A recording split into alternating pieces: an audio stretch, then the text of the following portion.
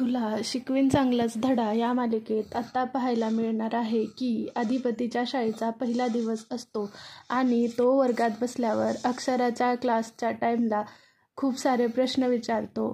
तेव्हा अक्षरा बोलते की आता तुम्ही वर्गात शिकवणी चालू असताना सारखे प्रश्न विचारू नका, आपण तुमचा जास्तीचा क्लास घेऊ. नंतर क्लास संपल्यावर शाळा सुटते आणि अधिपती अक्षराची वाट पाहत असतो. तेव्हा अक्षरा ऑफिस रूमच्या बाहेर येते आणि अधिपती थांबवतो आणि म्हणतो, मास्तरीणबाई. ते बोलती काय? तर अधिपती बोलतो की ती तुम्ही जास्तीची शिकवणी घेणार होता त्याचं काय झालं? तेव्हा अक्षरा बोलते, आत्ता वेळ नाही आहे माझ्याकडे. तेव्हा अधिपती बोलतो की ठीक आहे, मग आपण चालत चालत बोलूया. मी प्रश्न विचारतो, तुम्ही मला उत्तरं सांगा. त्यावर अक्षरा बोलते की नाही नको, विचारा मला, मी तुम्हाला आत्ताच सांगते. तेव्हा अधिपती विचारतो की मास्तरीणबाई, माझा एकवचन आणि बहुवचनमध्ये खूप घोळ होतोय हो. माझा एकवचन आणि बहुवचनमध्ये खूप घोळ होतोय. त्यावर मास्तरीणबाई म्हणतात, काय घोळ होतोय सांगा, सोपं तर आहे, मला सांगा नक्की काय घोळ होतोय. त्यावर अक्षरा बोलतो की नक्की तुमचा काय घोळ होतोय ते सांगा. तेव्हा अधिपती बोलतो की हाच माझा घोळ होतोय.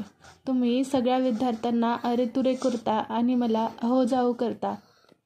तुम्ही बोलता एका माणसाशी आणि वापरता अनेक वचन. असं कसं बरं? सगळ्या विद्यार्थ्यांना एक वचन आणि मला बहुवचन, असं कसं काय? तेव्हा अक्षरा बोलते की असं आहे कारण तुम्ही सगळ्या विद्यार्थ्यांपेक्षा वयाने खूप मोठे आहात म्हणून तुम्ही बहुवचन. तुम्ही सगळ्यांपेक्षा वयाने मोठे आहात म्हणून मी तुम्हाला अहोजाओ करते. याला आदरार्थी बहुवचन असे म्हणतात. तेव्हा अधिपती म्हणतात की असं कसं, विद्यार्थी तर शिक्षकांपेक्षा लहानच असतोय की, वयाने कितीही मोठा असला तरी तो शिक्षकापेक्षा लहानच की, आणि बाकी सगळे विद्यार्थी एकवचन आणि मी एकटाच बहुवचन, असं कसं काय मास्तरीणबाई?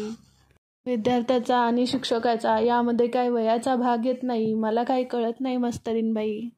त्यावर अक्षरा वैतागून बसते आणि म्हणते, हां बोला, तुमचं काय म्हणणं आहे? त्यावर अधिपती म्हणतो की माझं फक्त एवढंच म्हणणं आहे की तुम्ही मला अरेतुरे करा, म्हणजे मला सगळ्या वर्गात समान असल्याचा अधिकार मिळेल आणि माझं अनेक वचन आणि बहुवचनमध्ये कन्फ्युजन होणार नाही, एवढंच. तेव्हा ती वैतागून म्हणते, अधिपती, मी तुम्हाला उत्तर दिलंय, तुम्ही वयाने मोठे आहात म्हणून मी तुम्हाला अहोजाओ करते, विषय संपला. त्यावर अधिपती बोलतो, असं कसं, मला काही कळत नाही आणि तुम्ही मला सारखं असं विचारू नका, मला सारखं याच प्रश्नांची उत्तरे द्यायला वेळ नाही आहे, मी जाते. आणि अशा शंकांचा अभ्यासाशी काहीही संबंध नाही आहे. जर तुमच्या अशा शंका असतील की त्याचा व्याकरणाशी संबंध येत असेल तर तुम्ही मला येऊन विचारा आणि मी तुम्हाला कशी हाक मारायची हा माझा वैयक्तिक प्रश्न आहे, असं बोलते आणि अक्षरा तिथून निघून जाते. जर तुम्हाला या चॅनलवरचे सगळे व्हिडिओज आणि सिरियलचे अपडेट पाहायचे असतील तर प्लीज माझ्या चॅनलला लाईक करा, शेअर करा आणि सबस्क्राईब करा. Thank you so much. Please subscribe करायला विसरू नका.